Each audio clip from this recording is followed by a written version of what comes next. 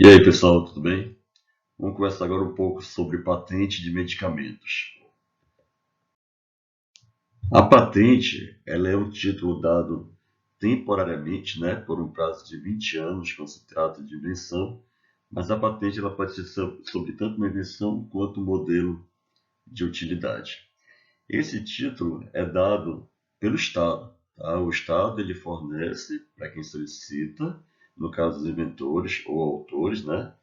Pode ser pessoa física ou jurídica, né? Então essa pessoa ela solicita ao Estado esse título de patente, né?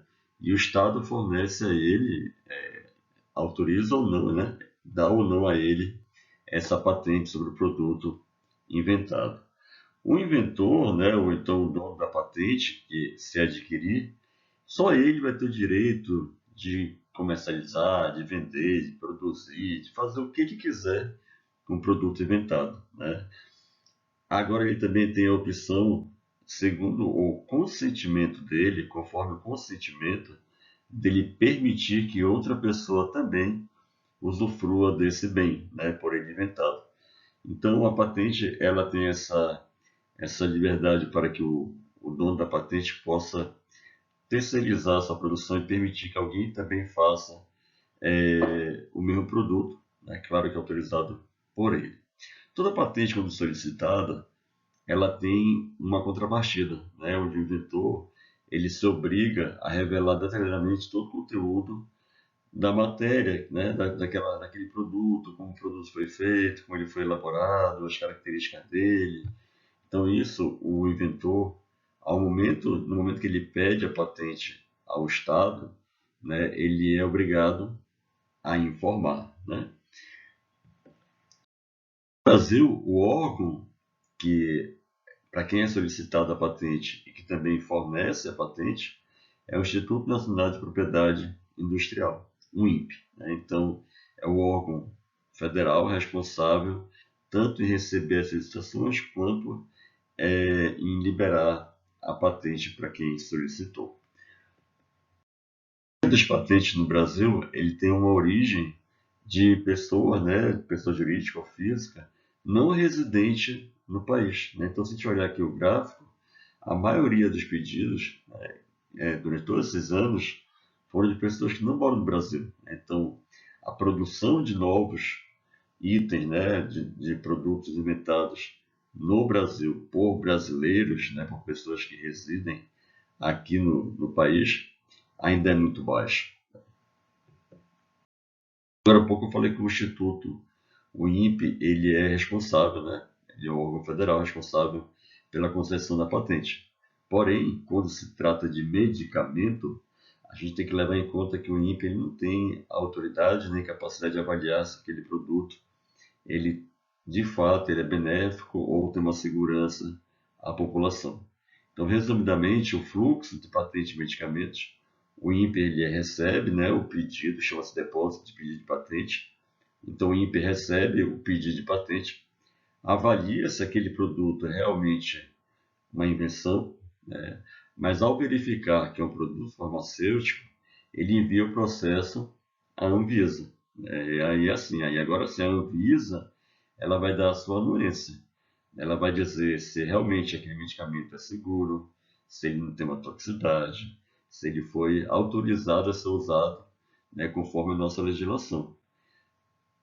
Após ele autorizar, né, a Anvisa ela não tem também competência em fornecer a patente.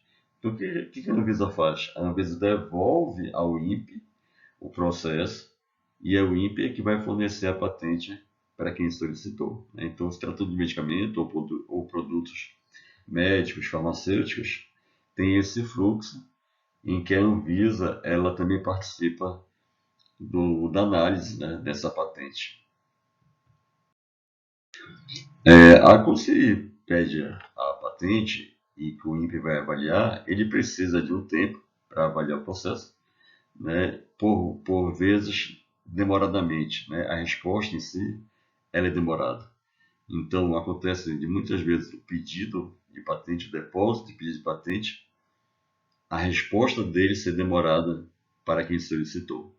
né? E os 20 anos que eu falei agora há pouco, ele conta a partir do momento em que é feito o depósito. Ou seja, a partir do momento que a empresa solicita a patente, ele tem direito a utilizar. Lembrando que a patente, ele tem uma possibilidade de pedir uma prorrogação desses 20 anos. Então, muitas vezes, o produto expira a patente dele, mas ele não acaba, de fato, encerrando a patente, né? Ele pede a prorrogação e ele ainda continua mais 3, 4, 5 anos, somente ele podendo usufruir desse bem. Quando se trata de medicamento, essa prorrogação de prazo acarreta muito prejuízo, né, aos cofres públicos. Então perceba nesse slide aqui que nós temos medicamentos para doenças raras, doenças como HIV, reumatismo, hepatite C, que tiveram alguns produtos com a prorrogação da patente por 4, 3, 5, até 8 anos, acarretando muito prejuízo ao Estado, né? que é a pessoa que compra esses medicamentos para tratar a população em geral. Então perceba que aqui nesse exemplo dado, quase 4 bilhões de reais foram gastos por conta dessa prorrogação de patente, né? Que é algo legal, é algo que realmente as empresas poderiam pedir. Porém, em 2021, né, o Supremo Tribunal Federal suspendeu o artigo 40, né, da Lei da Propriedade Industrial, que é a Lei 9.296. Né? Esse artigo 40 ele dava direito à empresa pedir essa prorrogação quando o INPE demorava a responder o seu pedido. Né? Então, a lei, o artigo 40 dessa lei dizia que o, o dono da patente ele teria no mínimo 10 anos para usufruir dessa patente. Né? Então imagine só, se o INPE demorar 13 anos para liberar o processo, que era a coisa que acontecia de fato. Né? Dentro dos 20 anos, a empresa só teria mais 7 anos para usar a patente. Então a lei 9.209, no artigo 40, ela dava o direito de prorrogar o prazo para que a empresa ficasse no mínimo 10 anos com direito à patente. Né? Porém, em 2021, com essa suspensão, né, vamos dizer assim, desse artigo 40, as empresas estão proibidas de fazer pedir a prorrogação de patente. Né? Então, agora, as empresas, por mais que tenham direito a essa patente, ao completar os 20 anos, de fato, ela deixa de ter o direito à patente. De modo legal, né, o efeito legal disso é que muitas patentes, porque aqui a gente não fala só de medicamento em si, mas de alguns outros produtos também da área da saúde, a gente tem muita patente que estaria ainda sendo direito ao dono da patente, que ela foi, né, essa prorrogação como ela foi quebrada. Agora sim, as pessoas podem ter acesso a esses produtos com preços mais baratos, né? Então, de certa forma, a sociedade é mais uma chance de ter acesso àquele medicamento por um preço mais justo. Né? Porém, tem os dois lados da moeda. Né? Quando se fala em patente, o grande dilema é o acesso das pessoas, o direito de acesso da população aos medicamentos, mas também o direito da indústria, né? Que a indústria ela investiu em pesquisa, ela investiu em marketing, ela investiu todo um recurso financeiro em estudos para que esse novo fármaco pudesse ser produzido de fato. Então também há uma discussão ética, né? Ética e também moral, comercial, se de repente a indústria tem esse direito, né? de poder ganhar em cima de algo que ela investiu. Com essa perda de patente, o risco que se tem é que as indústrias deixem de depositar a patente no Brasil, possam cobrar mais caro pelo produto para compensar, né, esse menor tempo de direito à patente. Então, é muito complicado e polêmico, né, o fato da patente quando se trata de medicamentos. Será que a indústria tem mais direito do que a sociedade? né, ou a sociedade tem direito, por precisar daquele medicamento, ter acesso a ele com mais facilidade, né? Então, isso é uma discussão que sempre fica quando se fala de patente de medicamento. Para regular todo esse acordo comercial, né, em 94 foi feito um acordo chamado TRIPS, né, que é um acordo sobre aspectos de direitos da propriedade intelectual relacionados ao comércio. Foi um tratado internacional onde o Brasil faz parte, né, desde 94, e que acabou originando assim a Organização Mundial do Comércio. Esse acordo, ele nada mais é do que uma forma de fortalecer a proteção à propriedade intelectual. Então ele colocou algumas normas, né, de quem tem direito à patente, como é que é feito, tudo que é relacionado à propriedade industrial de modo geral. Esse acordo TRIPS, que foi feito entre vários países, ele começou a ser respeitado, né, inclusive pelo Brasil. Porém, o acordo TRIPS, ele tem no seu artigo 31, ele prevê a possibilidade do licenciamento compulsório, mais conhecido como quebra de patente. Então, a licença compulsória, ou quebra de patente, na verdade, era uma suspensão temporária do direito de exclusividade do dono da patente de realizar, de usufruir daquele produto, né? Então, lembrando que a licença compulsória ela vai se estabelecer num tempo onde o dono da patente ele não vai poder mais utilizar de forma exclusiva a patente, né? Ele vai ter que abrir mão disso daí. Então, quem pede a quebra de patente é o governo do país, né? É o Estado que deu a patente àquela indústria. Então, um exemplo, o Brasil, como Estado, né, ele forneceu a patente para uma empresa da Alemanha. Então, a Alemanha começou a produzir aquele medicamento, teve direito a só ela comercializar, vender, negociar o produto dela aqui no Brasil. Mas, em alguma situação, o Brasil, ou por estar com preço muito caro, ou quando tem calamidade no país, em caso de surto, né? Então, quando é toda uma questão de necessidade do país, segundo o acordo TRIPS, ele pode pedir, né, essa licença compulsória. Então, ele pode chegar com a indústria alemã e dizer: olha, eu estou precisando produzir um medicamento porque está tendo um surto no país. Então, se prevê durante 2 anos eu consiga produzir o medicamento, atender a população de modo mais eficaz e mais barato, e a partir de 2 anos você volta a ter direito à sua patente. Você permite que eu faça essa produção? A indústria ela tem o direito de escolher sim ou não. Se ela disser não, aí o país tem direito a entrar com o pedido da licença compulsória, né? E aí, claro que vai gerar uma taxa para que a empresa também não fique prejudicada, né, a dona da patente.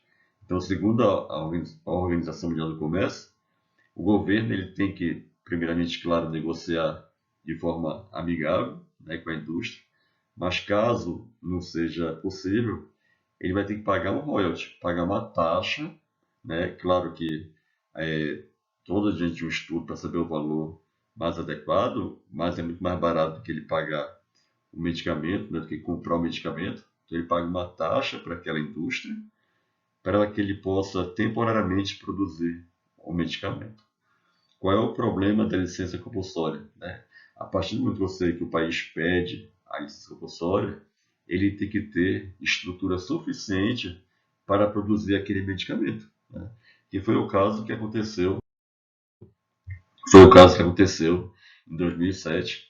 Aqui na imagem está 11 anos, mas eu fui retirada lá da Fiocruz nessa imagem. Então, em 2007, houve o primeiro caso de licença compulsória no Brasil, quando foi solicitado a quebra de patente do medicamento Efavirenz, que é para HIV, né, tratamento do HIV, tratamento da AIDS. Então, na época, como o custo estava muito alto, o Brasil solicitou a licença e aí ele conseguiu. Então, a Farmanguinhos, faz parte da Fiocruz, né, começou a produzir o medicamento no país, né? Então, ele teve estrutura e poder produzir aqui no país, claro que de forma mais barata, possibilitando o acesso aos pacientes a esse medicamento, mas lembrando que o Brasil teve que pagar uma taxa para a indústria, né? E aí, com a situação do Covid, com a situação da pandemia, foi votado um projeto de lei em 2021, onde ele aprovava a possibilidade de licença compulsória de patente para a vacina anti-Covid, né? Não só para a vacina, mas se questionou também a quebra de patente para outros é, produtos farmacêuticos. Claro que após alguns estudos técnicos, né, o governo do Brasil, o governo federal, aprovou a Lei 14.200, de 2 de setembro de 2021, e essa lei ela altera justamente a Lei 9.279, de 96, né, que era a Lei da Propriedade Industrial, para dispor sobre a licença compulsória de patentes ou pedido de patente, nos casos, claro, quando o país se vê numa situação de emergência nacional ou até mesmo internacional, ou seja, interesse público, né? Interesse do Estado em impedir essa quebra de patente. A lei, gente, essa lei 14.200, ela reformula o artigo 71 da antiga lei. Então, primeiramente, no projeto de lei, foi proposto 18 alterações. E a lei ela foi aprovada com alguns vetos, apresentando 14 parágrafos complementares, né? Sendo que um dos principais pontos em que eu quis trazer para vocês, algumas modificações em relação ao sistema antigo de licenciamento compulsório, foi que a licença ela poderá ser concedida assim, né, temporariamente não exclusiva, em caso de necessidade do país, né, ou ainda quando o dono da patente não atender à necessidade do país, né? Ou seja, em termos de calamidade, em termos de surto, de repente, se aquele produtor ele não consegue produzir medicamentos suficientes para atender a necessidade, é uma das possibilidades de licença compulsória, né? Outra coisa que a nova lei trouxe foi o valor, né, que deve ser pago ao dono da patente. Então, o titular ele terá direito a 1,5% sobre o preço líquido de venda do produto, até que seu valor venha a ser efetivamente estabelecido. E também foi estabelecido que o Poder Executivo, né, ou seja, o país, ele vai ter que publicar uma lista de patentes, ou então de pedidos de patentes potencialmente úteis, em até 30 dias após a data de publicação da declaração de emergência ou de interesse público. Então, a partir do momento que o Brasil detecta, né, essa questão de necessidade por calamidade, surto, necessidade do Brasil, ele tem até 30 dias para publicar uma lista, né, dessas patentes ou pedido de patente que poderão ser pedida a licença compulsória. Então, isso aqui um breve, uma breve abordagem sobre a patente de medicamentos. E aí acho que o principal ponto é a gente avaliar, dentro de um senso crítico, a necessidade que nós temos da patente para que não haja, né, perda também para a indústria, que fez investimento na pesquisa, mas também que a população, de modo geral, possa ter acesso ao medicamento, né, que aquele tratamento necessita. Então, o que a gente espera, de fato, é que haja um bom senso, né, e que nenhuma das duas partes sejam prejudicadas dentro de um processo, dentro de um pedido de licença compulsória. Então é isso, gente. Valeu, obrigado.